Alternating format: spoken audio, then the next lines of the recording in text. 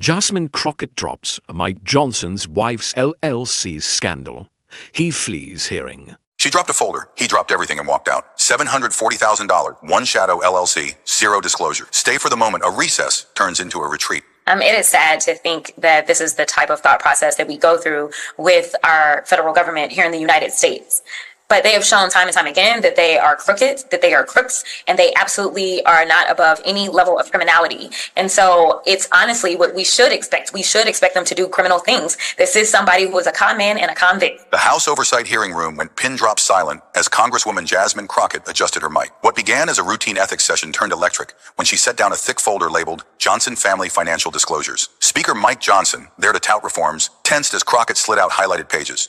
Instead of doing publicity stunts like AOC likes to do, instead of making social media videos, Republicans are working. We have been working. Right now, they're in their districts doing very valuable work. In our press conference this morning, I highlighted some of the very important things they're doing right now. Mr. Speaker, she said evenly, before reforms, let's talk compliance. I've found inconsistencies in your family's disclosures. An LLC registered to your wife that appears to have received substantial payments from entities with business before this Congress. The chair tried to narrow the scope. Crockett held her ground. Examining current compliance was the point. Johnson insisted his disclosures met the rule. Crockett lifted the first document, Bayou Bridge Consulting LLC, formed in Benton, Louisiana, with his wife as managing member. According to records, this LLC received more than $740,000 from 3 organizations lobbying on legislation you supported. Yet the entity isn't listed on your disclosures. The room rippled. Cameras flashed. Johnson asked for a recess. The chair declined while she was questioning. Crockett kept going. 3 payments totaling $275,000 from Gulf States Energy Partners between January and June. During that period, you sponsored HR 4726 with carve-outs that benefited them. Why you are a failure and why, honestly, we just need to tell you bye-bye. I know that you got a little upset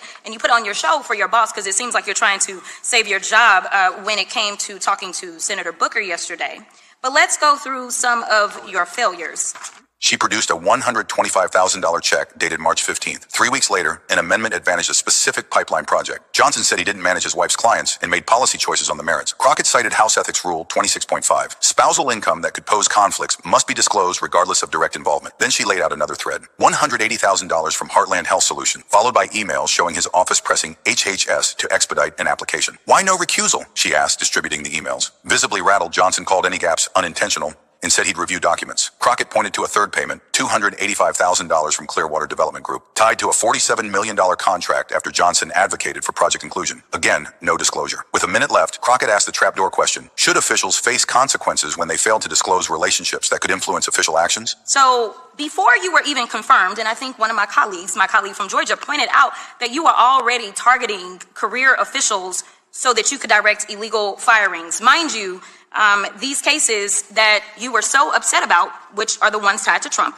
Johnson affirmed transparency in principle, promised amended forms, and asked again for a recess. The chair finally granted 30 minutes. Johnson stood and kept walking. Down the hall, out of the building, reporters swarmed. Questions went unanswered. Inside, members stared at the empty witness table. The chair returned to announce Johnson had left the Capitol complex. Recess until further notice. Outside, a media storm erupted. Analysts said Crockett presented documented transactions tied to official acts that, if accurate, required disclosure. GOP leaders scrambled. Phones went to voicemail. Democrats regrouped as Crockett briefed leadership. This was about one standard for everyone, not partisan theater. By late afternoon, reporters found the LLC had no website, no office, and appeared to have taken in over $2.1 million from entities with business before Congress. Johnson's office finally issued a measured statement. He took ethics seriously, would consult the ethics committee, and amended